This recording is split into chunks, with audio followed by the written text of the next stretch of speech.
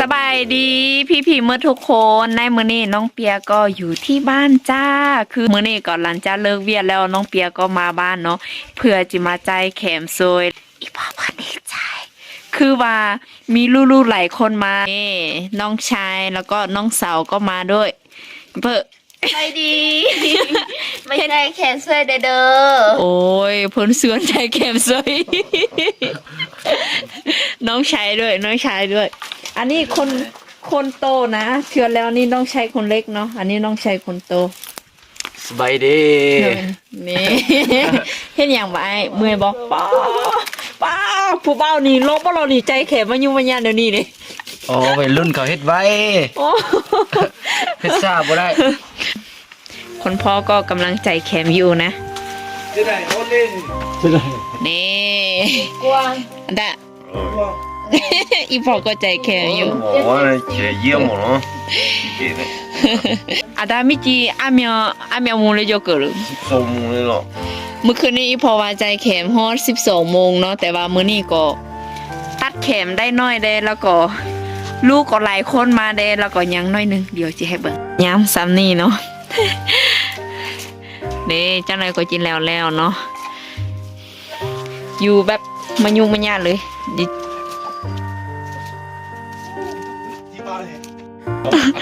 ถึกเลยมาซื้อตลอดหาจิถึก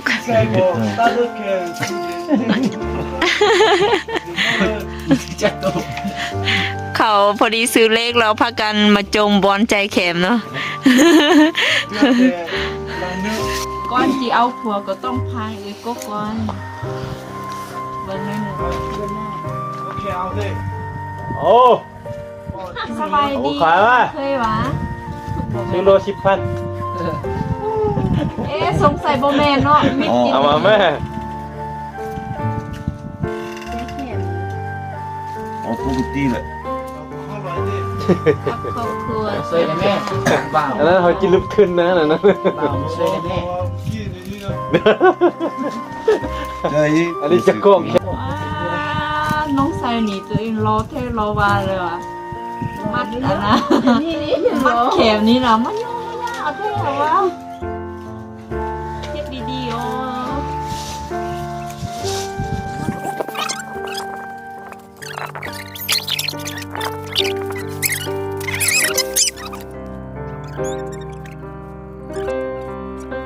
你得 อ้า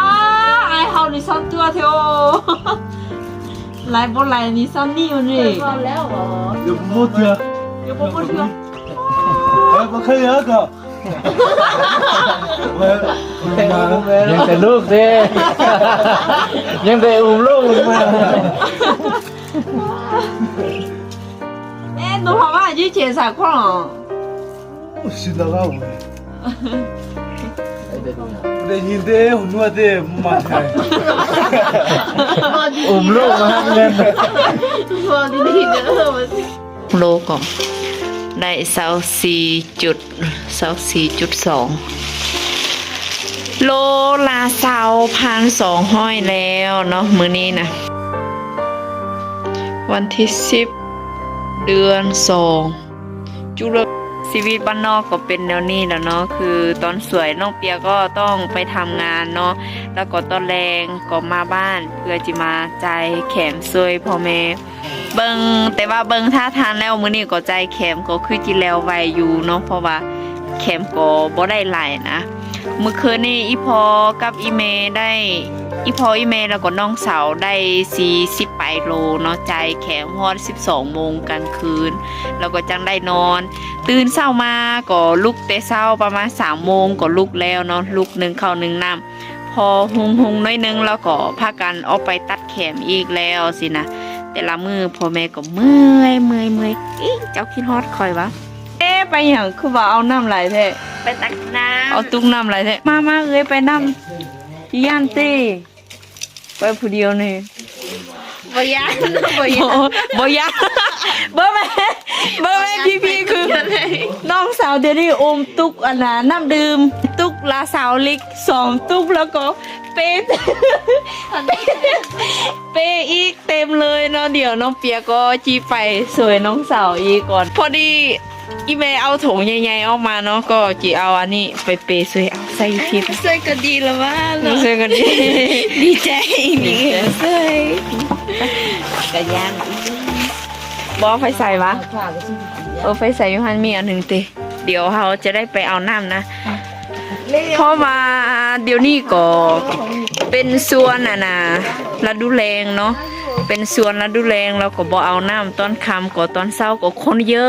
ะทาก็จะได้ทาโดนฮะนะแล้วก็มักไปเอาตอนค่ำตอนเดึกๆฮะนะตอนบ่มีคนอยู่เนาะเดี๋ยวน้องเปียก็จิพาพี่ๆดูว่าในตอนนี้อยู่บ้านเปียก็จิอ้อนน้ำไหลปันไหลเนาะเพราะว่าอยู่มืดบ้านนี่นะมีน้ำแต่บอนเดียวทางหน้าก็พี่น้องเนาะใจแข็มอยู่ใจแข็มอยู่คือกันอ๋อก่อนเชกอะไรมาเชซาโรเลย นี่จินแล้วไกลๆจินแล้วถ้ามีอะไรเลยช่วยอีน่ะ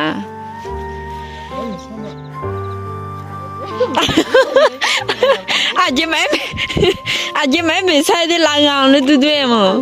马上回去了我怎样站在那送哪里？可是常常不理。ว้าวมือตื่นเลยมีเพอ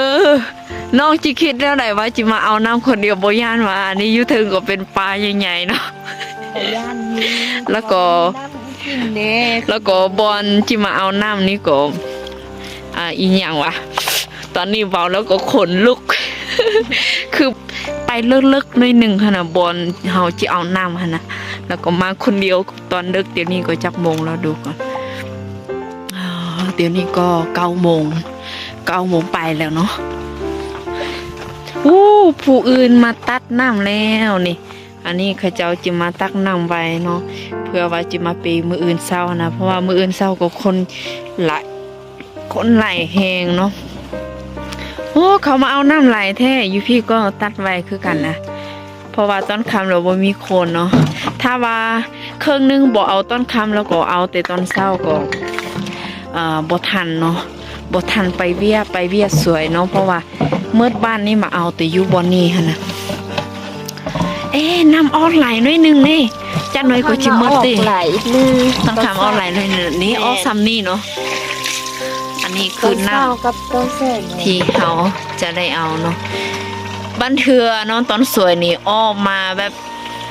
เป็นยอดฮะนะแตะฮะนะทางนี้ก็เขาจะเอาทองมาต่อเอาแล้วทางนี้เขาเอาบ่ได้เนาะน้องเปียกับน้องมีเธอมาอีเมก็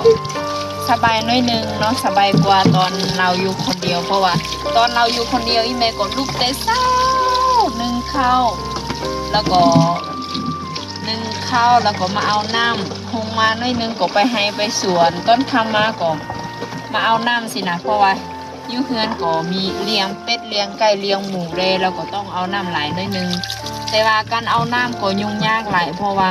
เขามาเอาแล้วก็บ่แม่นว่าได้เอาปึ๊บเลยเนาะคือตอนนี้เขามาเอาต้นคำแล้วก็มาแล้วก็ได้เอาเพราะว่าบ่มีคนหลายตอนนี้ก็ดึกแล้วนี่9 โมงไปแล้วแต่ว่าตอนเช้านี่คนจะหลายเนาะตั้งแต่3 โมงเช้าจนถึงประมาณ6 โมงนี่คนนี่เต็มเลยสวยก็คือกันเนาะต้นสวยนี่ผู้ใหญ่ก็จะบ่ยุ่งเงินเนาะแต่ว่าผู้เฒ่าไม่เฒ่ากับเด็กน้อยนักเรียนน่ะเต็มเลยอยู่บ่นี่เฮาจีเอาก็เอาบ่ได้เนาะฉะนั้นปกติแล้วคุณแม่น้องเปียก็มาเอาต้นคำเนาะแต่ว่ามื้อนี้ก็น้องเคยมาแล้วก็น้องเคยมาเอา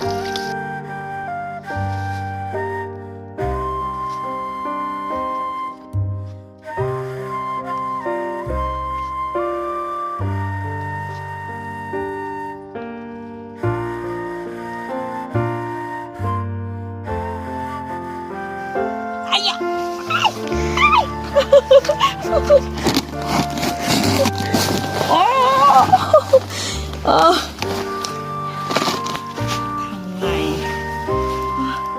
จิเปได้บ่ลองดูเป็นอะไร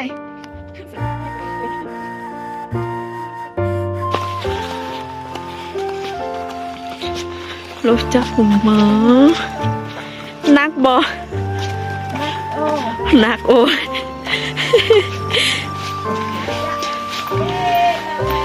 แล้วนะวะ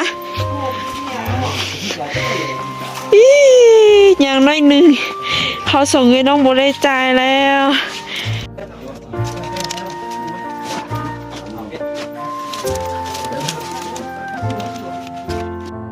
แล้วลงมาแล้ว14 โล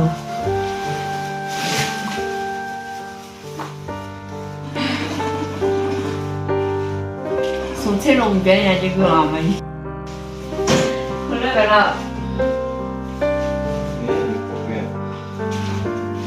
你是拜 เอาตัวนี้คือประมาณ 过边。 โอ้ย 好点用，我那个洗烧肉， อันนั้นไม่เสียหรอ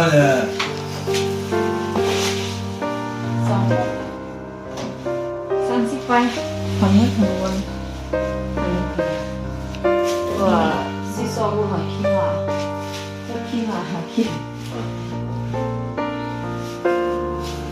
啊，你洗头送我噶，送车。我啊是我30個佢嘅，一兩30個， สองอ่ะ 個30個啊，14個ที่2นาที